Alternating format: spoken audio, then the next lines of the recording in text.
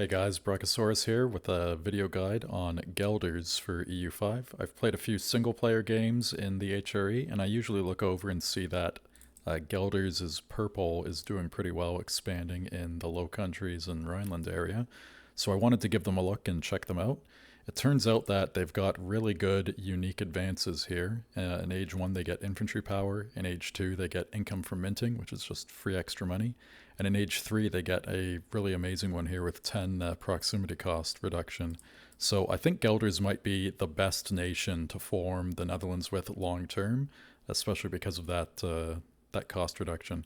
Remember that when you do form the Netherlands, you inherit most of the Netherlands ideas, which are all like Age 4 onwards. So yeah, let's get a start. I've just got the basic settings. I've got the game on Iron Man, so let's get in there. So you come in here, and we are the purple country. If we go to Diplo mode, we've got this kind of stringy layout like this. We do have most of the Gelderland province up here, so it's a good idea to put control on with your cabinet. And we do have another 2-province minor in a personal union with us who will help in defensive wars. Our capital, Gelre, is right here and has a few like 1 and 2 province minors around it. And south of you, you've got another bunch of, if we just go to the other map mode, another bunch of like easy targets to go after early on. So you've got a lot of weak neighbors who you can gobble up quickly and become a lot stronger.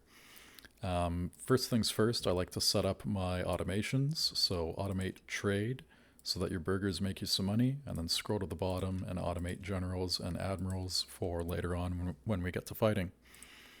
I like to go tab by tab, so just looking at the first tab here with the states, we've got one reform from the HRE that gives us some noble satisfaction, some diplo capacity, and some conciliatory progress, all like fine things to have, not particularly amazing.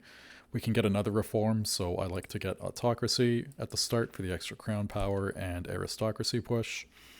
Looking at our nobles, we have a decent starting setup. They are very powerful at 52, which we'll use to our advantage. But they do have land rights for push to aristocracy and taxes. Auxilium, a concilium for all the bonuses to levies, which are great. Fortification licenses, which is pretty weak. We could look to remove that later on. Royal marriage rates, which is fine, you know, some approval, some cabinet efficiency. And right to inherit, which kind of same idea. It's fine. It's not great. So we want to give them additional abilities for their levies, which they don't have. I like to push to serfdom, so I like to give them nobility-controlled serfdom. So give them that. And then I like to boost their agendas, so give them elite council, because that will increase their agenda impact during parliaments. Gives you some aristocracy too, which is always good. Next up are the clergy. They have, you know, literacy rights, which is fine, max literacy for clergy, and enforced religious unity, which, you know, isn't that great. It doesn't give them any satisfaction, only a little bit of power. It's fine. It's not wonderful. I like to give them the agenda impact again, so that we can get more push from them in our early parliaments. So we'll give them that. And then last up, we have the commoners. We actually don't have any towns at the start, so we have no burghers. So they just get skipped entirely. But we do have the commoners, and they have, you know, kind of middling estates here, or kind of middling privileges. They've got hunting permits, which is, you know, meh. And communal lands, which is slightly bad. It pushes to decentralization. It does take away some of our nobles' power. So we can look to fix those up later on. Guelders is really small, so it's easy to buy stability and legitimacy with your sliders because your costs aren't very high. So we're not in a rush to do that. But we will give them common militias to make our levies fight a little bit better. And we will give them free mobility of the common people, just to basically allow them to migrate. And because it's a good happiness boost for only a little tiny bit of power boost. So we'll get our estates set up there. Next we'll move over to our cabinet. We want to put our first guy on increasing control in Gelderland, like that. And we will appoint this guy, because he's got high admin, which is good for control. And we want to put our other one on Diplo endeavors so that we get a diplomatic reputation boost early on. That's going to reduce the amount of aggressive expansion we get and make it easier for other countries to do deals with us. And so we'll put our diplomatic guy on there. 93 Diplo, he's pretty good. And I think these characters are pretty fixed. They seem to show up every game, basically. Next up, the laws. The laws are like pretty basic. We don't need to worry about them too much. We can fix them in later cabinets. But one of the usual ones, we've got like distribution of power. We'll probably want to move that to favoring the common people so that we can get more taxes from our peasants because they're a very big tax base for us. And then we'll probably want to reform the administrative system. So keep an eye out on those two. Those are some things to work on later. For our values, we're decentralized, and this is going to be the meta in the next patch. I'm on 1.07 right now, but in 1.08, you're going to want to be decentralized and use vassals early on. And then after you've annexed them, start pushing towards centralization. So this is fine for now. It's a lot of decent. It's not pushing any further. It doesn't really matter. Traditionalist versus innovative. We are a little bit traditionalist. We need the burghers to get our innovative push on, so we'll need to wait on that. Spiritualist versus humanist. I think this is one of the weaker sliders. I'm not too concerned about it. Humanist is probably better for cultural conversions, but the Netherlands is very culturally unified, so we don't really need to do that. Aristocracy, we have a good, I think it's 60% aristocracy push. Yeah, so this is really great. We don't get any extra nobles because we have no towns, but when we do, that'll help create some demand for luxury goods. And then we get a discipline bonus, which is really great to have. The other side, plutocracy, I don't think it's that good. You get extra burghers in towns and cities, which the demand that they create isn't as much as what the nobles create. And then you get the cost of court is pretty good, and the trade efficiency is nice to have. But I think the discipline and the nobles are better overall. On serfdom versus free subjects, we are slightly towards serfdom and trending towards free subjects. We'd like to be more on serfdom because serfdom gives us a big max tax boost for the peasants and also a raw materials outputs, which will double down and boost the peasant tax even further because that's the RGO output where the peasants work. So just a lot of money available here from serfdom. Unfortunately, we are trending towards free subjects right now. It's okay. It's not that much. We'll get it fixed later on. Belligerent versus conciliatory, same kind of thing. We're going towards conciliatory. It's a little bit better. It gives us Diplo rep and loyalty of subjects, so great to have that, but not a priority. Quality versus quantity, they're both fine. Doesn't matter. Offensive versus defensive, same thing. I generally prefer defensive, but we don't have any forts right now, so kind of doesn't matter. Land versus naval, we're right in the middle. I think you can go either way with Guelders. It's more of a land interior-based Netherlands, and then you'll push your control out to the port. Traditional economy versus capital. Again, once we get the burghers, we can start to push capital. Traditional is fine in the meantime. And then individual versus communalism.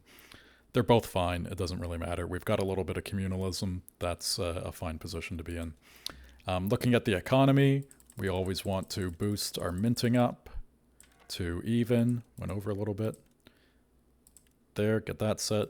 And then we'll just click our taxes to be automated. That'll handle it well enough. Like I said, we can spend a little bit more on cost of court, on diplomats, and on stability just to get that trending positive. And that'll be good enough for now. Our trading's automated, so we don't need to worry about those. Production-wise, we can have a look at our RGOs real quick. We don't have any towns, so no burger buildings to worry about. We can make like a rural cloth maker, but it's pretty bad. There's going to be better cloth in the market pretty quickly because we are in the Bruges market. Or no, I think we're in the Cologne market. Yeah. Either way, the market will get better. So for RGOs, we have 2 wool, which are pretty good sources of wool and of food.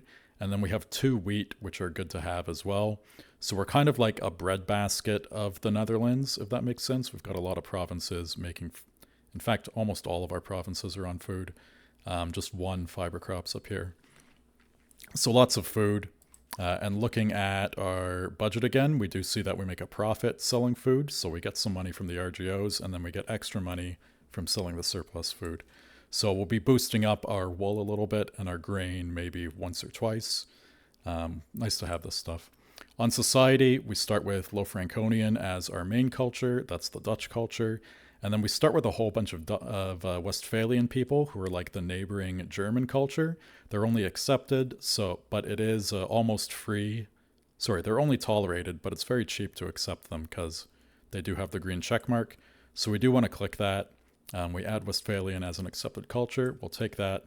Cost 5 stability, but it makes them happier and more productive and promote better. Religion-wise, we are completely Catholic, which is good. And then the rest, we don't really need to worry about for now. Having a look at our character, we do have 3 daughters who are all, teens and children who are growing up. So that'll be 3 characters that we can marry off for potential marriages. And then we do have our heir who is very young. So we want to keep an eye on him. And once we see his trait pop up, we want to give him an education trait. Oh, he's not in our country. Well, we'll get him an education trait soon enough. On advances, we'll just open the tech tree really quick and head over here. So we'll go for organized religion first. And then usually I go guilds first, but we don't have any towns to take advantage of the burghers. So we'll go for the free diplomat over here instead. And after that, we'll double back around and take the diplo capacity, which we're going to need. And then we'll take the institution growth. If we have any more time before the next stage starts, then we can get like the stability investment down here and the construction speed. Those are all nice to have early on. And then, yeah, we want to pick our rival. I usually set Cleves as the rival. There are 2 province minor next to us who we can pretty easily beat up for some extra power projection. And that's it. We can unpause and start speeding up. Let's have a look at the terrain around us. So Gelry is on basically like a nice flat area in between the swamps of the Netherlands coast, which can get a lot of development from the unique buildings, and the hills of like the Rhineland and the French-German border just to the south of us. So we're on a nice flatlands area, so we can push control down this way into the Netherlands and Flanders area, as well as up to the northeast here into this part of Germany.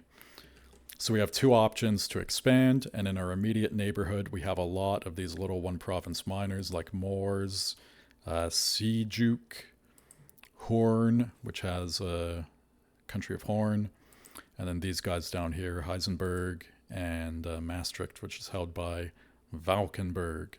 Loon is a pretty good target early on. They hold these 3. Berg sometimes, and then Cleves is right next to us. So kind of like these 2 are ones that I like to annex early.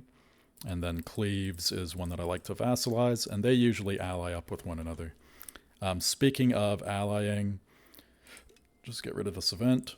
I like to improve relations with Hesse, because they can sometimes be a friend, and with Munster, because they can be a friend as well as with Upper Bavaria, because they're the emperor. We do start off as a county, so we do want to ask for ducal rights. So when we do go to war with people, remember to humiliate everybody. We do need 25 prestige, and it's pretty easy to get with a series of wars. We're starting to get some money early on, so you see like when you play Holland, they're really, really broke. They don't make much money at all. Gelry is doing fine budget-wise. So the first thing I like to build is a road down to Venlo. The road is going to help us get extra development. You get a 25% development boost for having a road. We'll just wait for it to finish. So you can see has a road, gives us 25% more development growth in the province. After the road, I like to build a bridge. Where is it? There. There's a bridge. We'll get our bridge started. Why a bridge is because when you look at the proximity costs, the cost you pay is the cost for leaving this province and it's the cost of, like, those costs are based on what that province has, what the terrain is, any changes to it, any buildings in it that help with it. So building a bridge in Jewry will reduce the proximity cost by 5%. Let's just click off these events real quick and give this guy an education, admin, good. But yeah, it'll reduce the cost of leaving Jewry and going to any other province by 5%. So just good to have. Take the prestige there to help get us towards the duchy. It does take a little bit of time to build, so while it's building, we can put down... We'll just go to our RGOs, and we'll put down the most profitable ones, which are these two. Wool in Venlo and wool in Arnhem. So our bridge is almost done. Just looking at it again, it costs 8.94 to leave Jewry. And then as the bridge gets finished and gets staffed up, we'll see the production cost drop. So it takes some time to staff it up. You can see the laborers are just starting to fill it up. But if we go back and look, it's 8.94. And then it's going to trend down over time as that fills up. So we'll get better proximity everywhere, basically. Click up our wool. Our next build is going to be a grain in Nijmegen, and then after that we'll basically be waiting for these to staff up, get filled up with workers. Takes a little bit of time for the peasants to promote.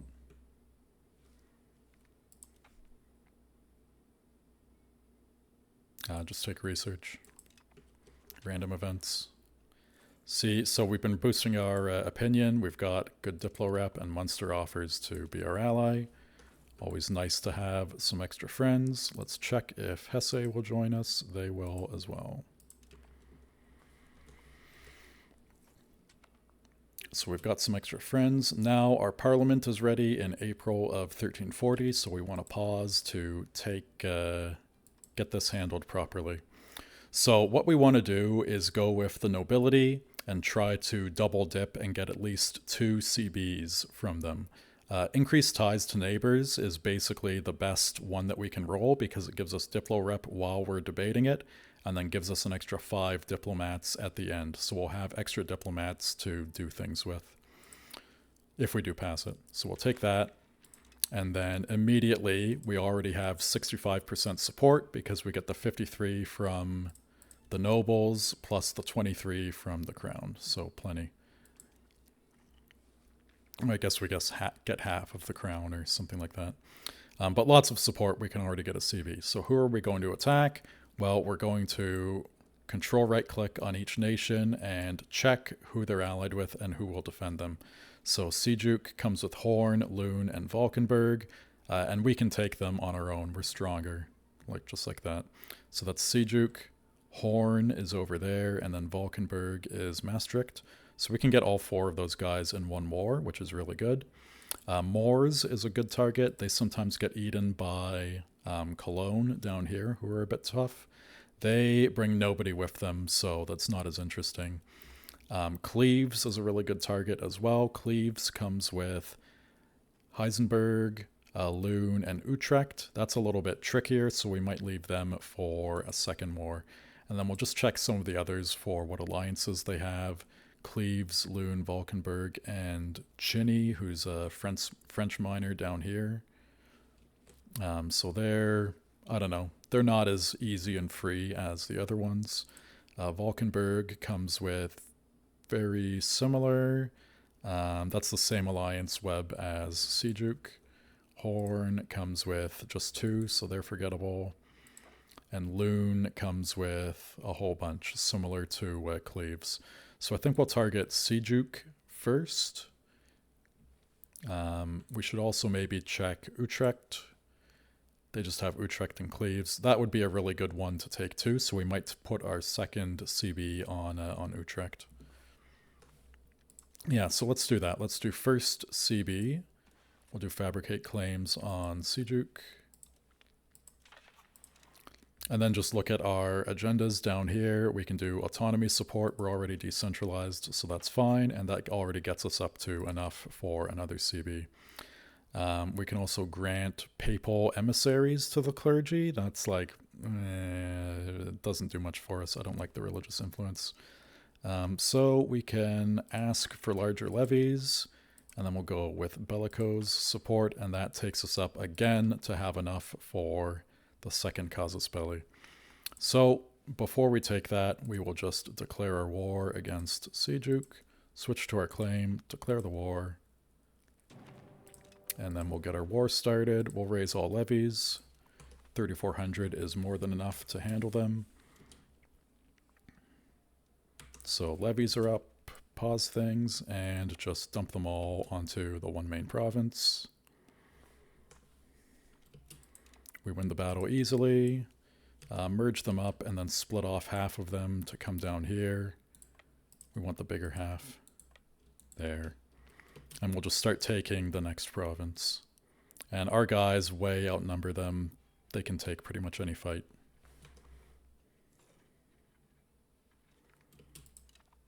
That's the worst fight that I've ever seen us take, and we still won with like only a couple hundred losses. So Seljuk is out. Just be careful when you're doing this war to not accidentally run the war out, basically, if that makes, or accidentally run the parliament out.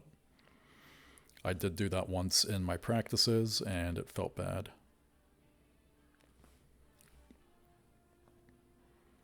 Siege these down. Actually, we don't want to attack them. We just want to siege.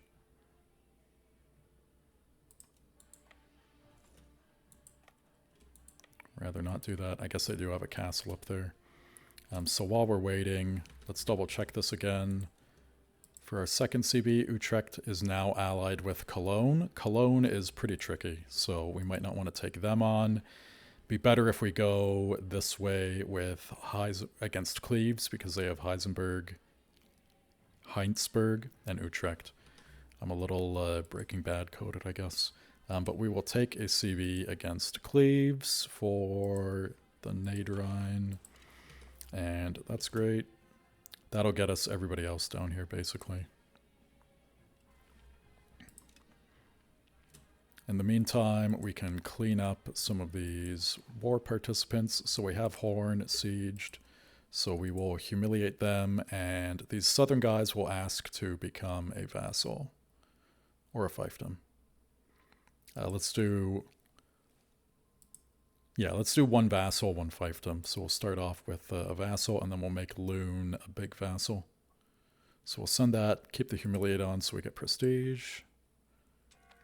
That's easy. And we'll just speed up to 5 while things siege down here. We do have some money, so we can look at our RGOs again and see that these wool are still staffing up. I don't think we're going to bother finishing this properly. Can we even, if we've got a negative event, we're at 1, we can get 20 and 40, we can't really. So we won't get the diplomats this time, but we did get 3 ticks out of it, which is pretty great. It suits all of our needs. 2 CBs, extra levies, it's great. So we failed the parliament, no big deal.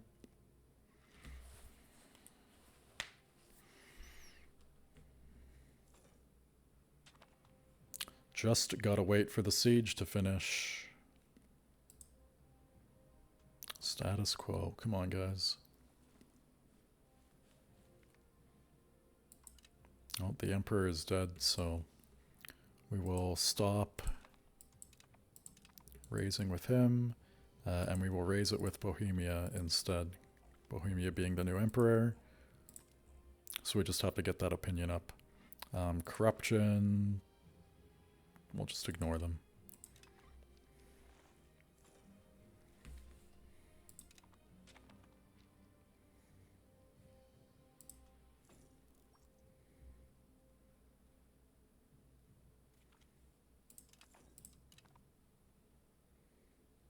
One thing that we could start is improving relations with our vassal. And also with Brabant, we don't want Brabant to get mad at us and possibly make a coalition. They're by far the strongest country in our neighborhood with 7,000, so they're the only ones who we really need to be afraid of. Cologne can be tricky, but they don't seem to be doing that great this time around.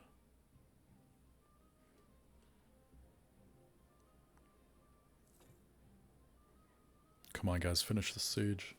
Want to wrap this up?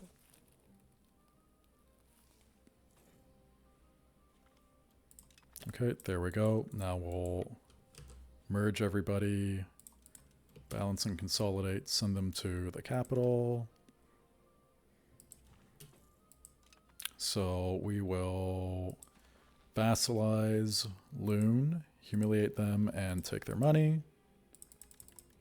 Are they broke? Oh, we haven't sieged them all yet. We will fiefdomize, humiliate, and take the money of Valkenburg.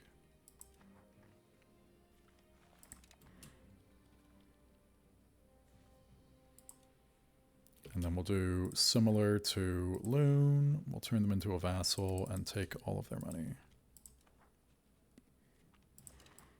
And then we'll head home. If we just take a peek at the aggressive expansion map, it's really like not that bad. We've got Utrecht has 19 towards us. Holland has 17. Cologne has 19. So first war, we're doing totally fine on aggressive expansion. And then we'll just annex them straight up. So if you do a humiliate first, then you can get that in the peace deal for free. If you don't, if you take their land first like that, then the humiliate gets grayed out. So I like to put the humiliate in so you get a little extra prestige from annexing them. And there you go. And we do have enough prestige. So will the emperor let us be a duke? No, not quite yet. So we'll need to improve relations some more there. But that's fine. So we'll disband our levies. We do have a claim against Cleves. We'll let it tick a little bit so that our war, our aggressive expansion ticks down. For ideas here, for advances, focus, you can really pick any of them. They all have their benefits. I think most people like local infrastructure in the administrative focus here, so that's always a good pick. Military has a lot of just small good bonuses that help you have like a much stronger military over time. So that's good, especially with Guelders like infantry power boost. But we'll just go admin. It doesn't really matter. We're not going to get too far into it in the early game here. Option to ease tensions or get a... No, we're giving a CB. So we'll take the increased opinion. We get diplo capacity. When we get a lot of vassals, it can be hard to keep track of them all. So we will attack Cleves now. We'll see who's with them. Heinsberg, Utrecht, same as before. So we'll use our CB from the parliament. We'll deck on them, and then same thing. Raise all of our levies and send them in to demolish the other guys. They really have no chance against us. Even if they do get off a lucky early attack like that, which I've never seen. Cleves has actually expanded into Essen here, so they've got an extra province added. Did they kill one of our levies? Raise everybody. We should have 3 stacks. Yep. So we'll split one group off, send them down to deal with Heisenberg. We'll merge up with our second levy, and then we'll send these guys up to fight off Utrecht and get them out of our territory. Institutions appearing in H2. And none of these guys have any castles except for Maastricht and Utrecht up here. So they're really easy to beat on the field and siege down. Cleves falls. balance our armies, consolidate, and send them in to finish off that army.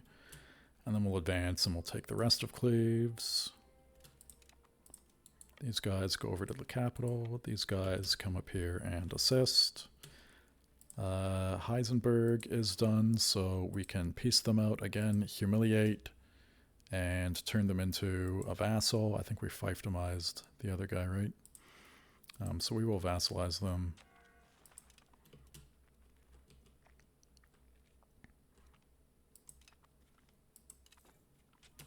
So we've gotten those 2 sieges complete, and now we just have to go take them off of, kill them on the Castle of Utrecht here.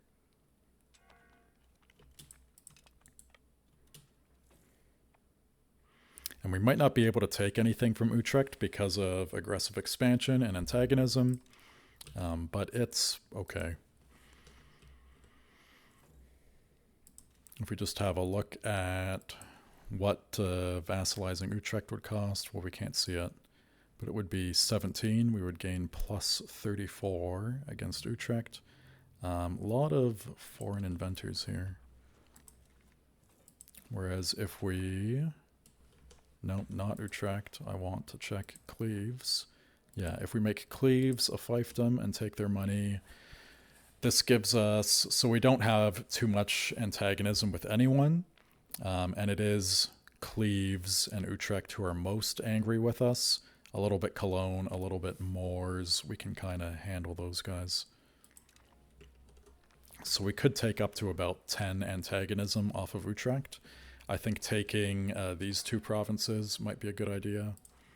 If we look at the peace with them for that and that. That one is 20 antagonism. So that's plus 10 with Cologne, which is about what we had.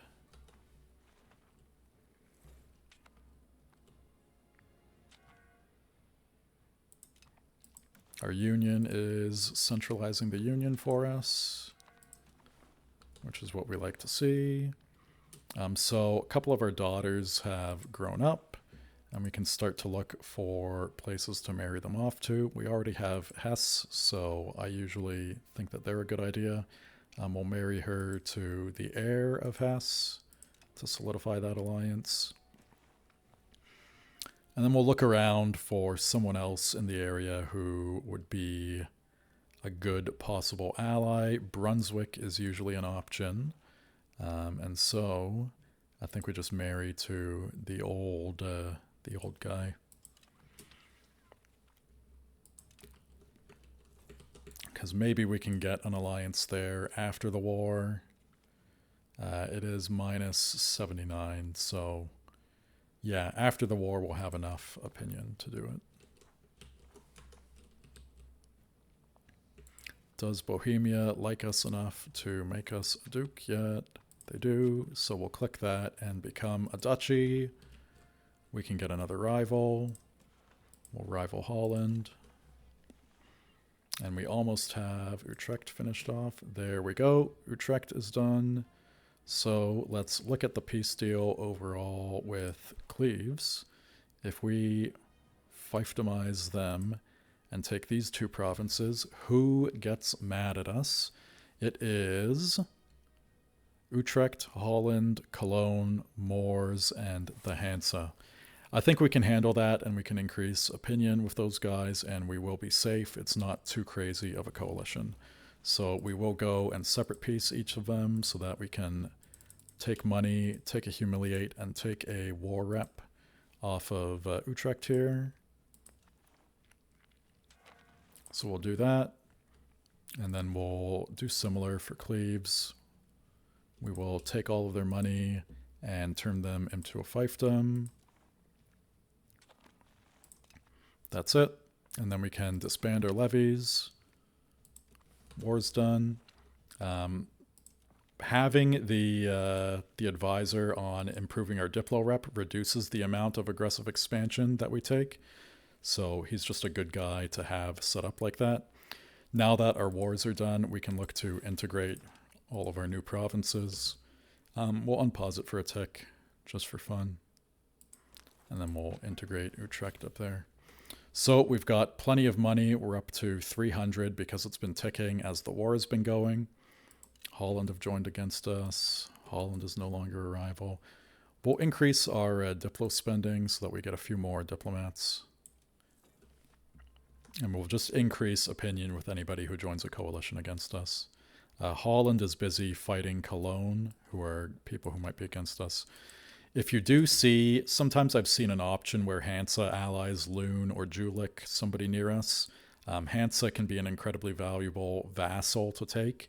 So if you do see them as an action in one of those, when you're checking the people around you to seeing who they're allied with, if Hansa is an ally, they're a really good war to take. And you can just send your troops over, siege Hansa's vassals down, vassalize Hansa in the peace, and then Hansa as a vassal will be bringing you in something like 10 ducats a month.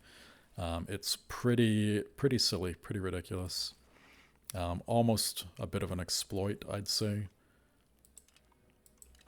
Our diplos are coming back, so we'll have extra diplomats to send to places like Holland and Cologne.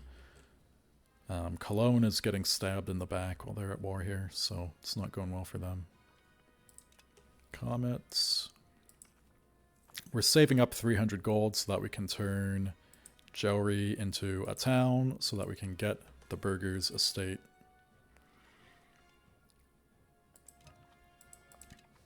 Sad times when our kid dies.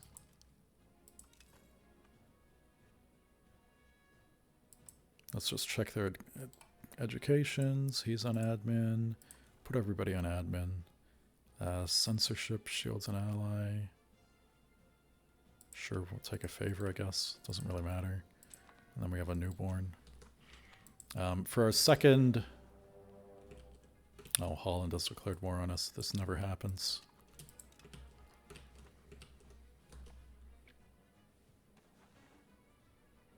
Well, let's raise our levies and fight them off. It's only Holland and Utrecht, so we can take them. We've got vassals to help us too.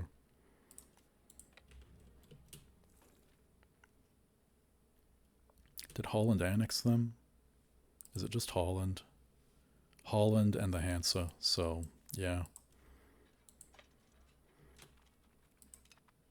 This is a bad war for them to be involved in because we've got all of our allies coming to help us, all of our vassals.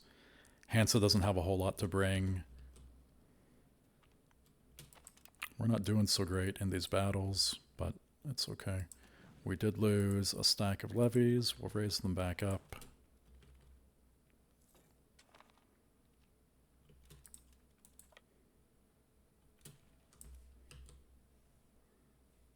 And we'll just merge these guys and then start sieging them down.